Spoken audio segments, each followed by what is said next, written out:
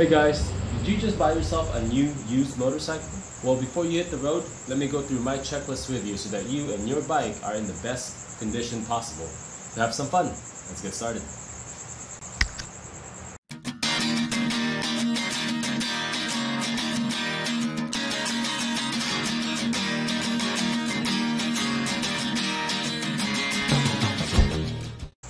Now, if you bought a new bike, the dealer should have done all of these things for you. But since you bought a used bike, it is in your best interest, and in my experience, that it's just safer to go through this list yourself and make sure that all of the maintenance cycles on your motorcycle are essentially reset back to zero. So you know when they were done and how they were done. Here is my list. It's written mostly to go from front to back, going over the mechanical aspects, suspension, braking, and engine. So let's go from the top. Front brakes. I'm going to be inspecting the front brake system, checking the fluid, flushing it if needed, and going through the brake pads. Next are the forks. As you can see, there's some oil residue there. It looks like I may have a slight leak on my front forks. I'm going to do an oil change. It's always good to change your oil when you get a new used motorcycle. This bike is a little bit higher mileage, so I'm going to check the air filter and do a coolant flush. This bike has 45,000 miles, and I don't know too much history of this particular bike.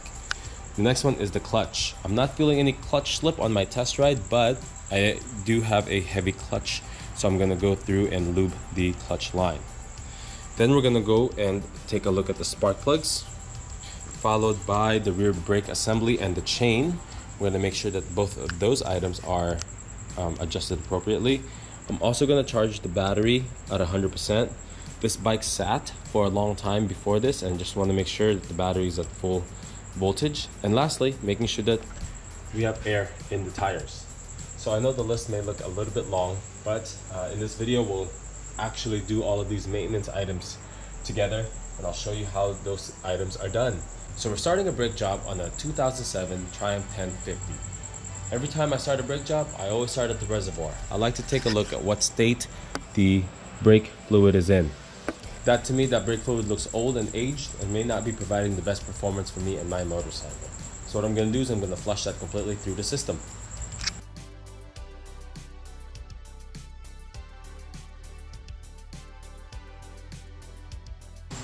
So this is what it looks like, guys. Took all that disgusting old brake fluid out of there, pumped in new fresh fluid.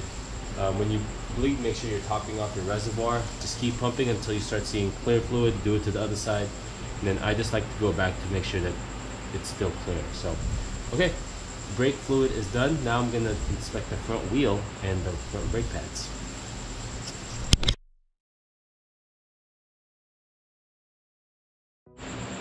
This is exactly why I love doing this kind of maintenance work after getting a new used motorcycle.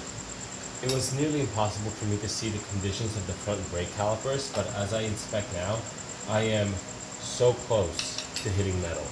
So again, just take care of your bike and it'll take care of you. So this is going to go on my list to purchase after I finish working on it tonight. So front brake pads, completely shot. Since I don't have the brake pads with me, I'm going to go order them and put the brake assembly back onto the bike and move on to the front forks. I have a little bit of oil leak coming from the fork seal, so I'm gonna drop the dust boot and use a seal mate to try to clean that up.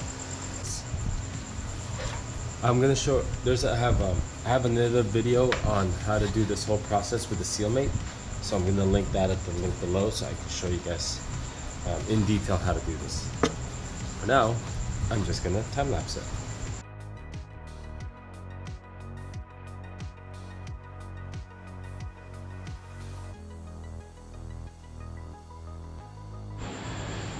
Looks like we're all good to go. Moving on. While I'm already on the floor, I might as well get started on this oil change. Luckily, on this Tiger 1050, the oil filter and the drain bolt are right next to each other. I only need one drain pan, and it looks like a straight shot straight into my catch.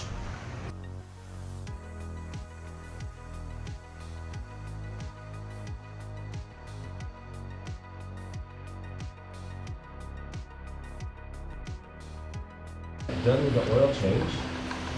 It was in need of it. The oil was pretty dark, so this will definitely make it run a lot better, stronger, and more efficient. valves up top are getting the lubricant levels, and give yourself a little bit of assurance that you have fresh, good oil in the bike. Let's move on to the next part. I was in luck. My local Triumph dealer had my brake pads in stock, so after $150, I can do my brakes now. So this is pretty straightforward. 2 bolts here, take it out, take the pin, take the cotter pin, take the bolt, brake pads slide out.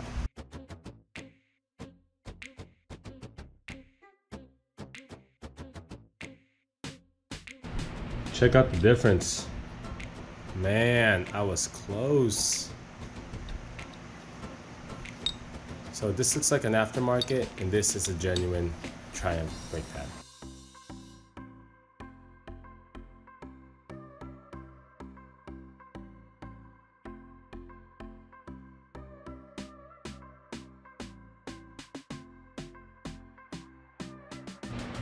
That's it. Front brake pads on the right side is done. I'm gonna do the same thing on the other side and then move on to the next thing on our list.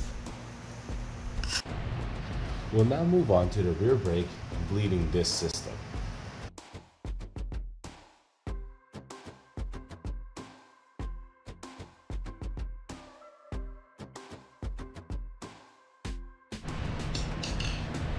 This is why it's always good to inspect your brake system.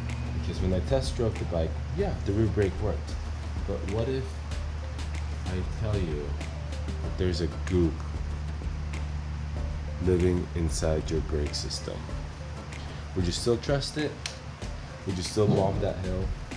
Slam on the rear brake when you are in an emergency situation with that type of junk in there? I don't know. So that's why we do this.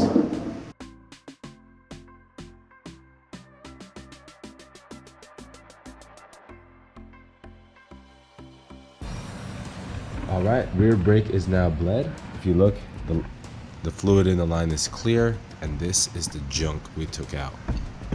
It was really clumpy, disgusting, so what that's doing is just giving you subpar braking performance. And when it comes to brakes, subpar isn't gonna cut it. So, good bleed there. Let's get started on the rear brake pads.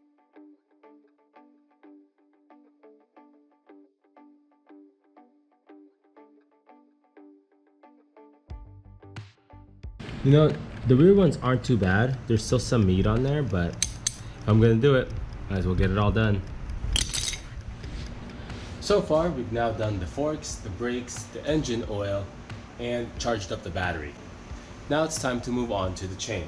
As you can see, I've got quite a bit of slack here. You'll hear that noise when you're riding, so we'll adjust that. And the chain looks like it hasn't been oiled in a while. The rear sprocket, as I look into it now, is an upgraded version. That's pretty nice. I didn't realize that when I bought the bike. And that looks really clean. So, looks like just a cleaning, some lubing, and an adjustment. When doing this task, I like to adjust the rear wheel first. So I'll loosen the axle and position that rear wheel to make sure that I have the right amount of slack. Then I'll clean the chain and then lube it.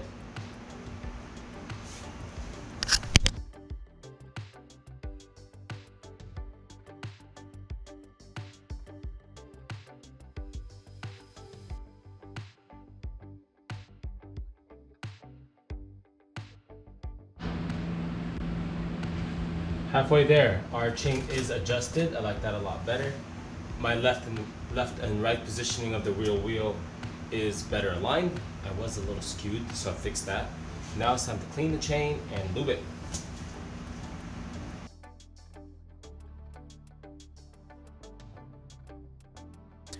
If you made it this far, thank you guys so much for watching. We are about halfway through our list, and stay tuned for a part 2 where we continue down our maintenance checklist for this Tiger 1050. In the next episode, we'll continue with a coolant flush, spark plugs, air filter, and a whole bunch of other things to get this bike ready for the road.